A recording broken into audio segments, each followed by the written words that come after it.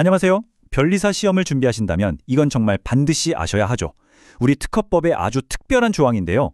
바로 내 발명품에 대한 권리랑 국가안보가 꽝 하고 부딪혔을 때 과연 어떤 일이 벌어지는지 오늘 자세히 한번 뜯어보겠습니다.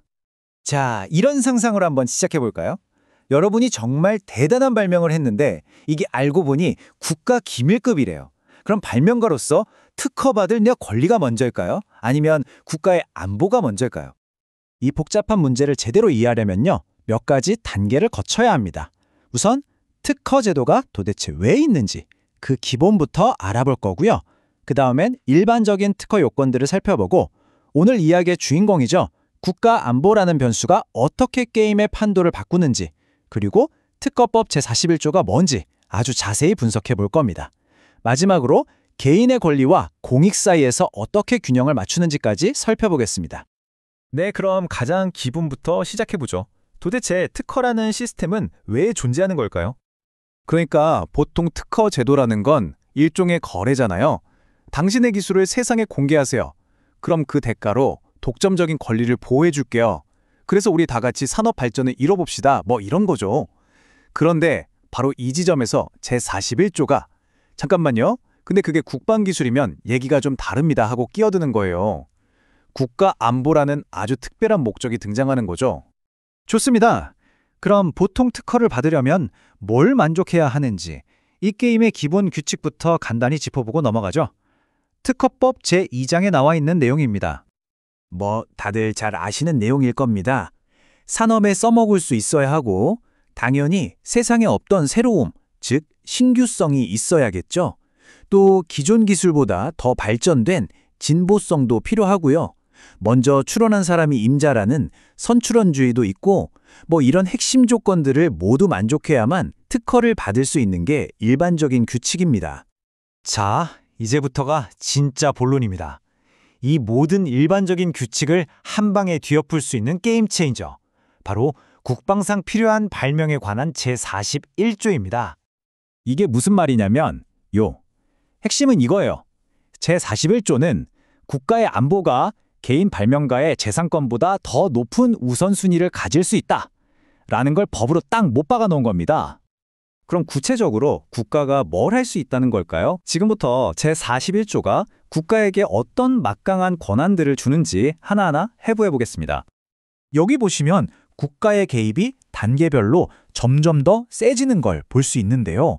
처음에는 그냥 외국에 출원하지 마세요 하는 수준에서 시작해서 나중에는 아예 그 권리를 국가가 가져가 버리는 수준까지 갈 수 있다는 걸 보여주는 거죠. 예를 들어서 여러분이 레이더에 절대 안 잡히는 스텔스 페인트를 발명했다고 쳐요. 이게 만약 다른 나라로 넘어가면 큰일 나겠죠? 그럼 국가가 제일 먼저 이거 다른 나라에 특허내지 마세요 하고 막는 겁니다. 이게 외국 출원 금지예요. 그리고 발명가인 여러분이나 대리인한테 이 기술에 대해선 절대 아무 데서도 얘기하면 안 됩니다 하고 비밀 유지 명령을 내릴 수 있는 거죠. 이게 바로 초기 단계의 조치입니다. 근데 만약에 이 스텔스 기술이 너무너무 중요해서 특허가 공개되는 것 자체가 국가 안보에 심각한 위협이 된다고 판단되면요. 그럼 아예 특허 자체를 안 내줄 수도 있어요. 특허 불허죠. 여기서 한 발 더 나아가서 만약 전쟁 같은 비상사태가 터졌다. 그럼 국가가 그 기술은 이제 우리가 직접 써야겠습니다. 권리 이리 내놓으세요 하면서 권리 자체를 가져가 버릴 수도 있습니다. 이게 바로 수용입니다. 물론 국가가 이렇게 힘이 세다고 해서 마음대로 다 할 수 있는 건 아니겠죠. 개인의 재산권을 이렇게나 강력하게 제한했으니까 당연히 그에 대한 균형을 맞춰줘야만 합니다. 법은 바로 보상과 처벌이라는 장치를 통해서 그 균형을 잡고 있어요. 어떻게 하는지 한번 보죠. 이 막강한 권한에 대한 가장 중요한 균형추는 바로 정당한 보상금입니다.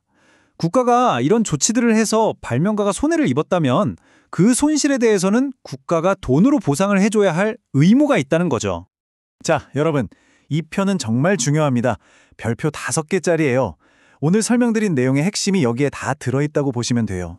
국가가 어떤 조치를 했을 때 발명가는 어떤 영향을 받고 그에 따라 국가는 뭘 해줘야 하는지, 그리고 제일 중요한 거, 만약 국가의 명령을 어기면 어떻게 되는지까지 한눈에 싹 정리되어 있죠. 변리사 시험 준비하시는 분들이라면 이 편은 그냥 통째로 머릿속에 넣어두셔야 합니다.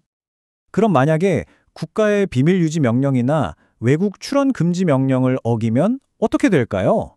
그 결과는 정말 중대합니다. 이건 진짜 강력한 억제책인데요. 한마디로 국가 말을 안 들으면 당신이 발명한 것에 대한 특허를 받을 권리도, 그리고 원래 받을 수 있었던 보상금을 청구할 권리도 싹 다 스스로 포기한 걸로 봐버리겠다는 겁니다. 어마어마한 페널티죠. 오늘 다룬 내용 중에서 시험에 나올 만한 핵심을 딱 정리해 드릴게요.